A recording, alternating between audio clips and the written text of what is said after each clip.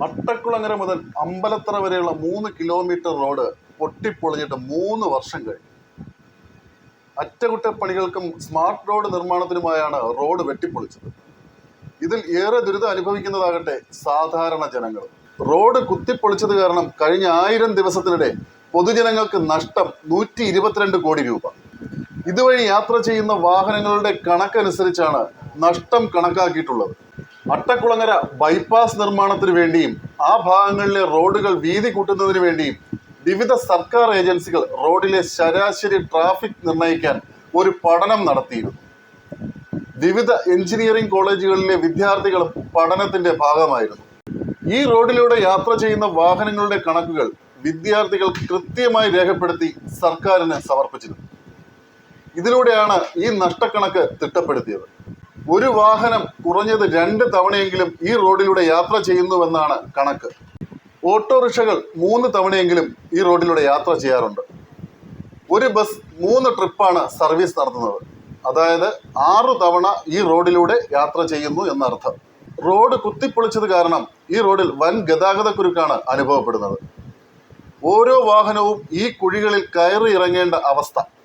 ഇതിലൂടെ വാഹനങ്ങൾക്കുണ്ടാകുന്ന തേയ്മാനവും ഇന്ധനച്ചെലവും വളരെ ഭീമമാണ്. ഈ നഷ്ടമാണ് 122 കോടി രൂപയായി കണക്കാക്കിയിട്ടുള്ളത്.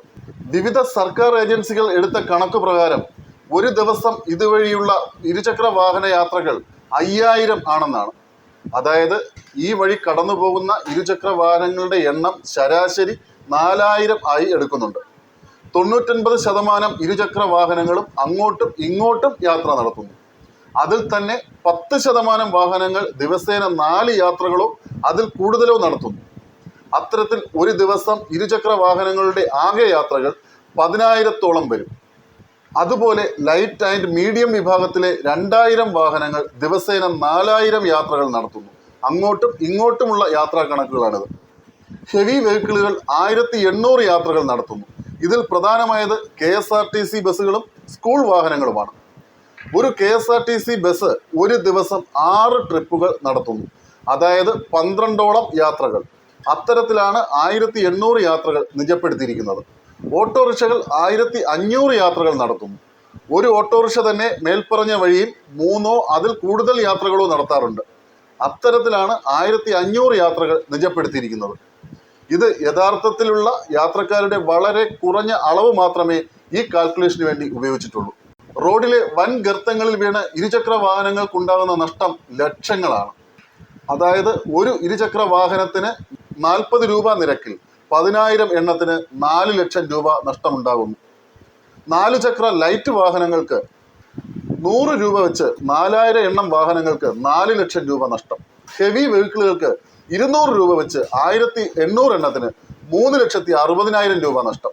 ഇതുവഴി യാത്ര ചെയ്യുന്ന ഓട്ടോറിക്ഷകൾക്ക് 40 രൂപ വെച്ച് 1500 യാത്രകൾക്ക് 60,000 രൂപ നഷ്ടമുണ്ടാകും. അങ്ങനെ ഒരു ദിവസം ജനത്തിനുണ്ടാകുന്ന നഷ്ടം 12,20,000 രൂപ. കഴിഞ്ഞ 3 വർഷമായി ജനം ഈ ദുരിതം അനുഭവിക്കുകയാണ്. അത്തരത്തിൽ 1000 ദിവസത്തെ കണക്കെടുത്താൽ പ്രസ്തുത റോഡ് വെട്ടിപ്പൊളിച്ചത് മൂലം ജനങ്ങൾ അനുഭവിക്കുന്ന ദുരിതത്തിന് പുറമെ അധിക ചെലവ് 122 കോടി രൂപ.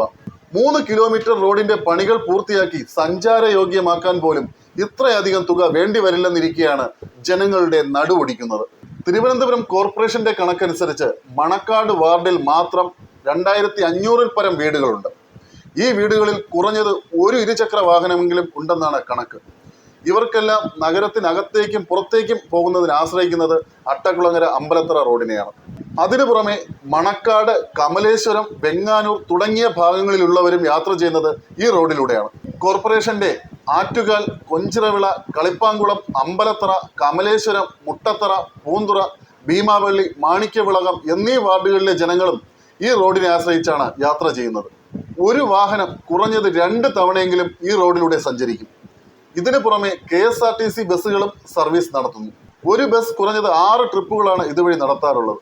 അതായത് 12 തവണ ബസ്സുകൾ ഈ റോഡിലൂടെ സഞ്ചരിക്കും. നിരത്തിലിറങ്ങുന്ന വാഹനങ്ങൾ സംസ്ഥാന സർക്കാരിന് 15 വർഷത്തേക്കാണ് ടാക്സ് അടയ്ക്കുന്നത്. എന്നിട്ടും ജനത്തിന് സഞ്ചരിക്കാൻ നല്ലൊരു റോഡ് പോലും ഇല്ലാത്ത സ്ഥിതി. ഓരോ വർഷവും 10,000-കണക്കിന് വാഹനങ്ങളാണ് തലസ്ഥാനത്തിറങ്ങുന്നത്. ഇതിലൂടെ ടാക്സ് ഇനത്തിൽ സർക്കാരിന് ലഭിക്കുന്നത് കോടികളും. എന്നിട്ടും ജനത്തിന് നരകയാത്രയാണ് സർക്കാർ സമ്മാനിക്കുന്നത്.